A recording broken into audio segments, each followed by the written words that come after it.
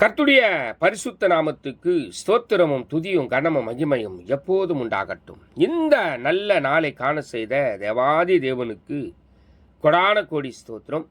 இன்றைய நாளுக்கான சில நிமிட தேவ செய்தியை கேளுங்கள். இனி காலம் செல்லாது, இனி காலம் செல்லாது, இனி காலம் செல்லாது.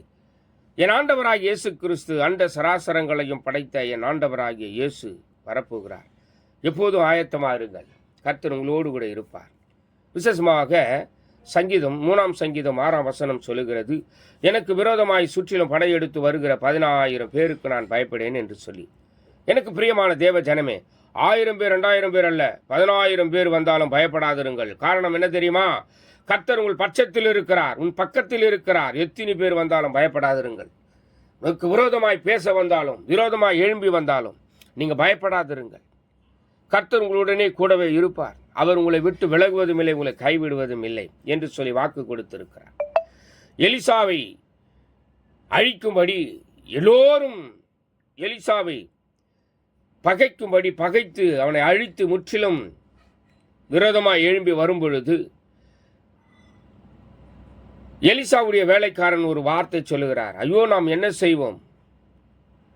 அப்படியே நம்மை சூழ்ந்து கொண்டு இருக்கிறார்களே, நம்மை பகைக்க வந்திருக்கிறார்களே, நம்மை பாதுகாக்க யாரும் இல்லையா என்று சொல்லி ஒரு வார்த்தை எலிசா சொல்லுகிறார். இவன் பார்க்கும்படி இவன் கண்களை திறந்தருளும். அவன் பார்த்து கொண்டே இருக்கிறான், கர்த்தர் என்னோடு கூட இருக்கிறார், சுற்றிலும் இருக்கிறார் என்பதை. வந்தவர்கள் அநேகராய் இருக்கிறார்கள். அவன் பயந்தான். எலிசா ஒரு வார்த்தை சொன்னான், இவன் பார்க்கும்படி இவன் கண்களை திறந்தருளும் என்று சொல்லி. பார்க்கும் பொழுது அக்னிமயமான குதிரைகள் இருந்தது, அக்னிமயமான ரதங்கள் இருந்தது. பாதுகாப்பா தேவ பிள்ளைகளுக்கு இருந்தது. தேவ பிள்ளையே, உனக்கு பாதுகாப்பு இருக்கு, எதை குறித்தும் கவலைப்படாதிருங்கள், கலங்காதிருங்கள். கர்த்தர் உங்களோடு கூட இருப்பார். அவர் உங்களை விட்டு விலகுவதும் இல்லை, உங்களை கைவிடுவதும் இல்லை என்று சொல்லி வாக்கு கொடுத்த வல்லவரே ஆண்டவராகிய இயேசு, நான் மறுபடியும் வந்து உங்களை ஆற்றி தேற்றி அரவணைத்து காத்துக்கொள்வேன் என்று சொல்லி வாக்கு கொடுத்து கடந்து போன என் ஆண்டவராகிய இயேசு என்று சொல்லுகிறார். எதை குறித்தும் பயப்படாதிருங்கள், கர்த்தர் உங்களோடு கூட இருப்பார். God bless you. God bless you.